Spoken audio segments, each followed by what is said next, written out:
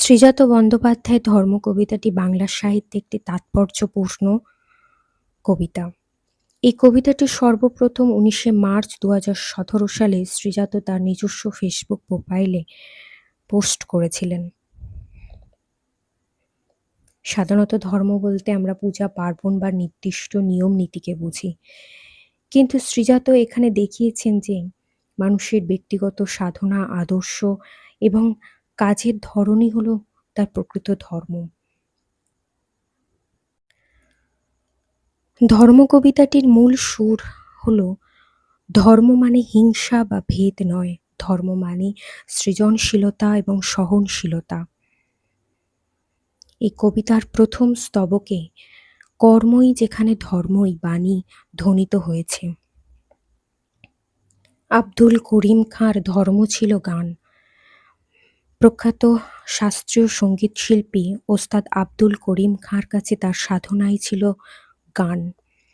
তার জীবন কেবল সুর এবং তালের উপাসনাতেই নিবেদিত ছিল, অর্থাৎ শিল্পীর কাছে তার শিল্পই ছিল প্রধান ধর্ম।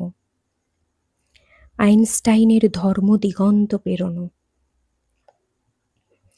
বিজ্ঞানী আলবার্ট আইনস্টাইন প্রথাগত গণ্ডিতে আবদ্ধ ছিলেন না।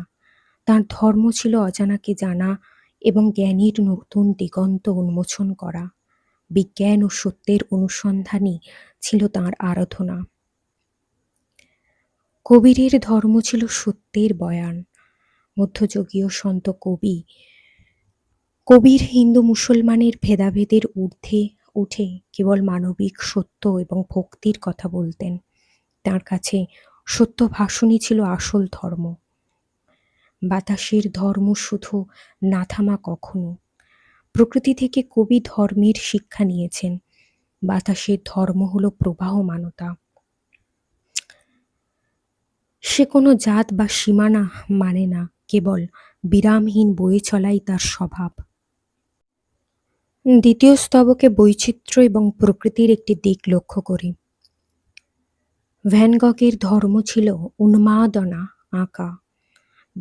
বিশ্ববিখ্যাত চিত্রশিল্পী ভিনসেন্ট ভ্যান গগ তাঁর ছবি আঁকার জন্য চরম দারিদ্র্য এবং মানসিক অস্থিরতা সহ্য করেছিলেন।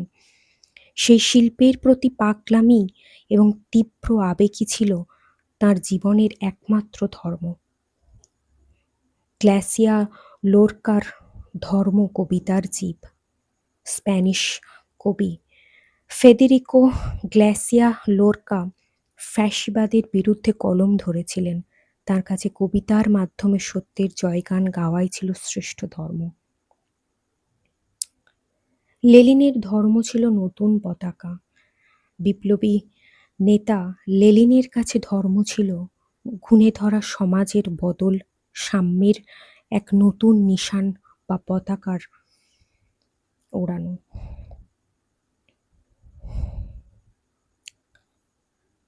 আগুনের ধর্ম আজও ভস্মের চরিত। আগুন যেমন সব পুড়িয়ে ছাই করে দেয়, তেমনি সত্য এবং বিপ্লবের আগুন সমস্ত পুরনো জঞ্জালকে ভস্মীভূত করে নতুন সৃষ্টির পথকে পরিষ্কার করে। এটিই তার শাশ্বত স্বভাব। কবিতার তৃতীয় স্তবকে সহাবস্থান এবং প্রশ্ন ধ্বনিত হয়েছে। এত এত ধর্ম কিন্তু একই গ্রহে থাকে। পৃথিবীতে এত রকমের আদর্শ, পেশা এবং স্বভাবের মানুষ আছে, কিন্তু তারা সবাই এই একই পৃথিবীতে মিলেমিশে বাস করে। এ ওকে সে তাকে আরো জায়গা করে দেয়।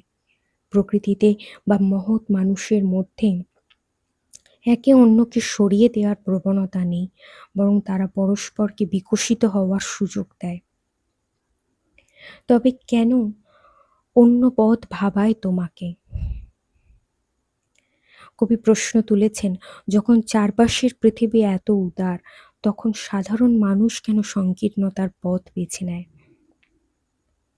তোমার ধর্মের পথ কেন অপব্যয়? ধর্মের নামে মারামারি, হানাহানি, বিদ্বেষ ছড়িয়ে মানুষ আসলে নিজের মূল্যবান সময় এবং জীবনকে অপচয় করে।